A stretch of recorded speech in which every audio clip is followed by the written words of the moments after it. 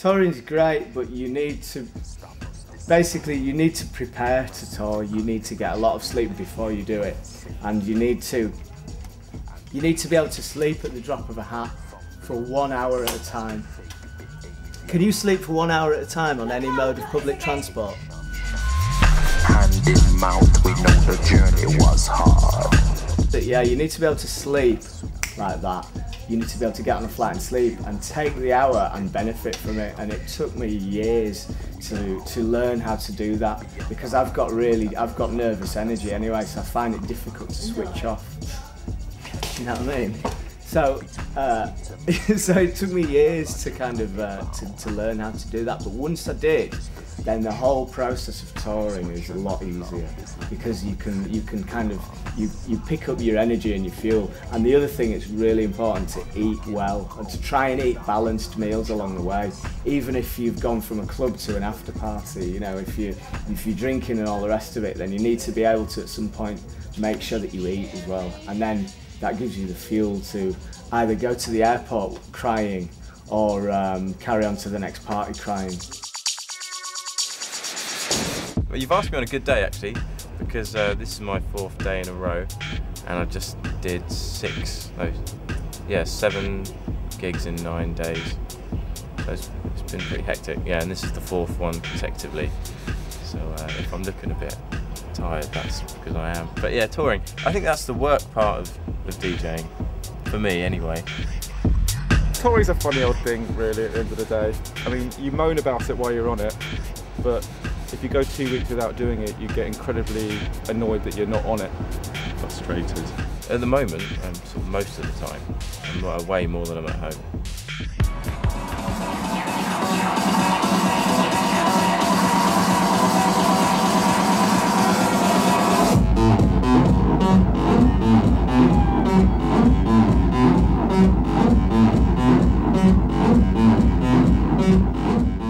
I sleep, I fly, I land, I sleep, I fly. When I can't sleep, I never really get to see the cities.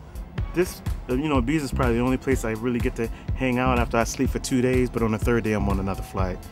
So yeah. Generally Ibiza, weirdly enough. It's the only real place that you ever, when you leave, when you walk in the airport and you just think, I don't really want to be here. I want to literally turn around and go straight back out again. It's a funny old place. I don't think I've ever experienced it anywhere. I don't think I've ever met anyone who's been to Ibiza and not missed a flight home, like, or just basically changed their flight back. Which is kind of what you're going to be doing. I've got to get that flight Your back. Your wife's going to kill you. Yep. If I miss it, but I'm not going to miss it. So it's going to be okay. My girlfriend strictly said, "Don't come back on Monday, because you're going to miss your flight. Come back on Tuesday, because if you do miss your flight, I'll be more pissed off." I'm gonna be 39 next week.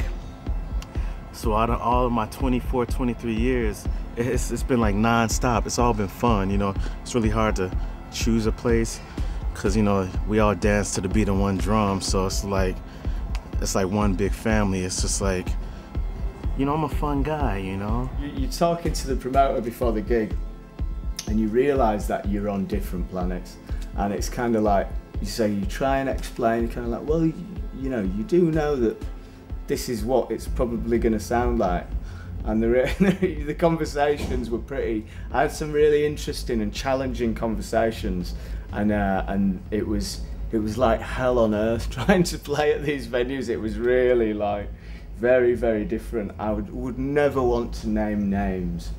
But basically, I don't know what people were expecting. They certainly weren't expecting a specky nerd from West Yorkshire.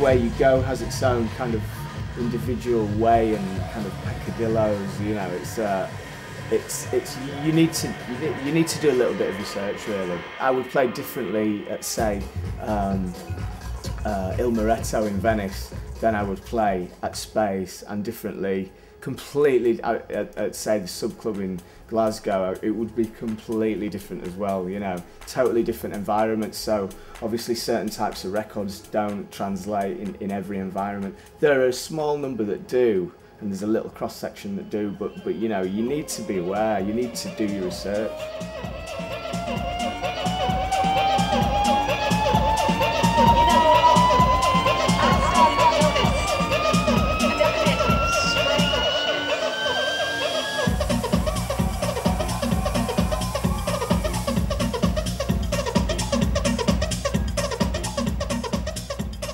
My taste goes right across the board. It's not, you know, I don't only want to play in kind of small, kind of trendy clubs. It's just as important to me to play in kind of big rooms and festivals as it is kind of, you know, like a basement somewhere. At the end of some of those gigs, like you'll play at a really tiny club somewhere, and somebody will come up to you and go, "What?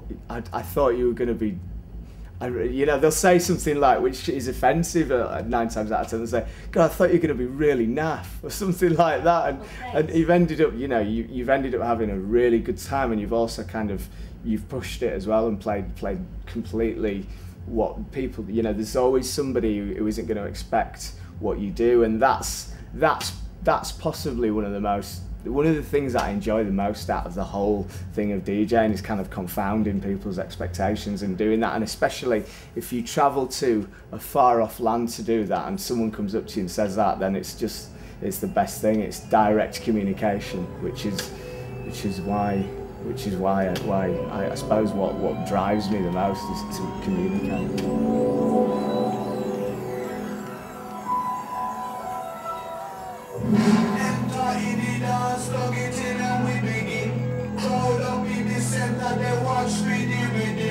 Watch the way we drop it in a mix time. Rise and amplify it when we come in with the swing. I'm a diva. I'm like high maintenance. Like, if I go to a hotel and it's bad, like I'm on the phone with my managers. Like, I just gotta have my air conditioner, my pillows, aircon, 24-hour room service to fight away the truth juice, you know, because there is a come down. 5-star hotel, 24-hour room service, laundry, because I can't be like washing my underwear in the sink. You know, I can't roll like that. Hey! Yeah. You know, I've had some pretty horrific hotels with like bed bugs and stuff like that, and I've had some amazing hotels where I just feel totally, you know, not worthy to even be in the lobby, just like dressed up all scruffy. So yeah, it just varies all the time.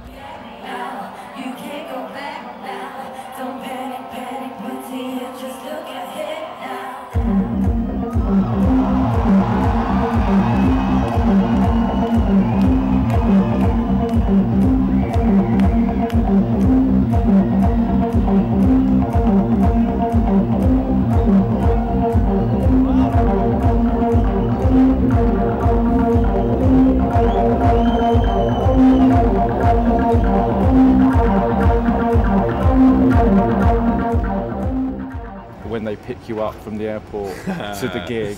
Same conversation. Yeah. Safe trip.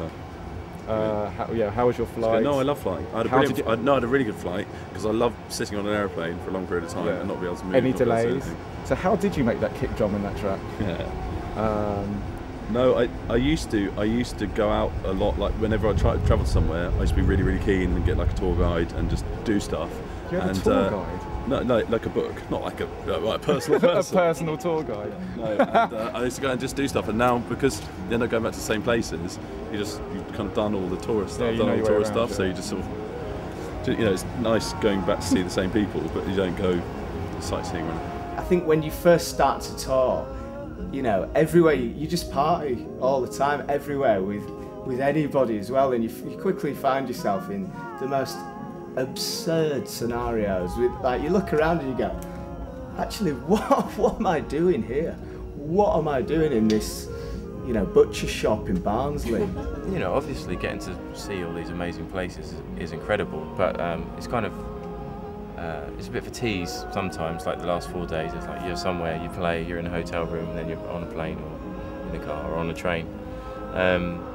So that bit can be a bit bogus as well. But when you do get to go somewhere, and like it just so happens, like logistically, you end up in Tokyo for 5 days or something, it's amazing. You know, it's just, and that, you know, that obviously happens from time to time. Usually all the cities I go to, I pretty much have friends in all the cities. Sleep is #1 for me. You know, the most I sleep is like maybe 4. Like this tour, like 2 weeks, most I'm getting like 3 hours, 4 hours. But since I slept like 10 hours here, thank God. You know, so my thing is sleep first and I eat second. I don't know how you explain that though, but sleep first. But normally not just because of the place, but because I've met people there, and you know, I've got friends in those places. Also because I do a lot of work with Pioneer, I always end up staying in, as I mentioned, Tokyo, which is like my favourite city on the planet. It's just, yeah, it's like the closest thing you can get to being in Blade Runner or something like that.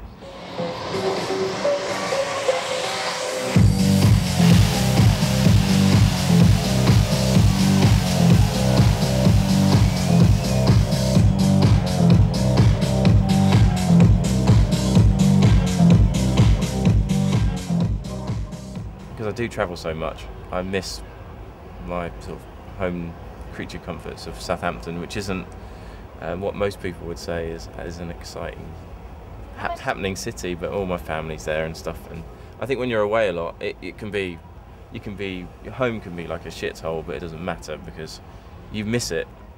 It's so hard because, you know, in this business you gotta block out the homesickness. Because if you get homesick, you're pretty much done. The road will eat you to pieces, you know, so I have to block it out. I'm really good, I'm a Virgo, so I'm really good with blocking that out. I could just turn off, focus.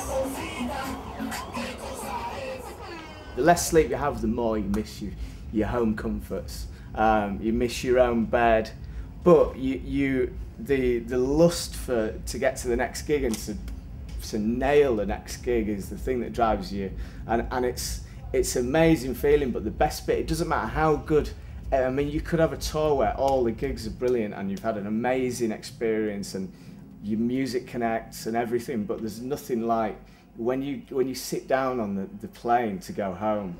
To going home is the best bit. It doesn't matter how good the gig is, and that's you know, not to take anything away from the gigs. You know, the best gigs are mind blowing, but just the afterwards, the satisfaction of that, and then to go home to your family is just, it's beautiful. You know, it's an amazing thing.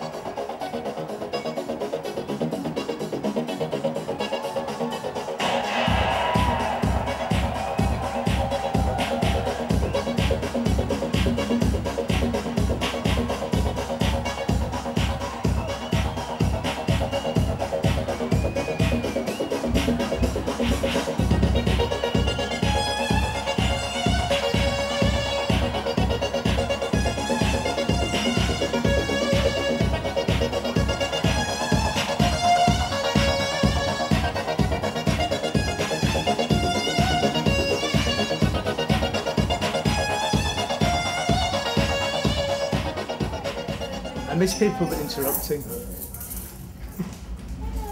Hello. Very well, yourself? Come in. I thought you were having problems. That's a nice thing for someone to say. I thought you were having problems.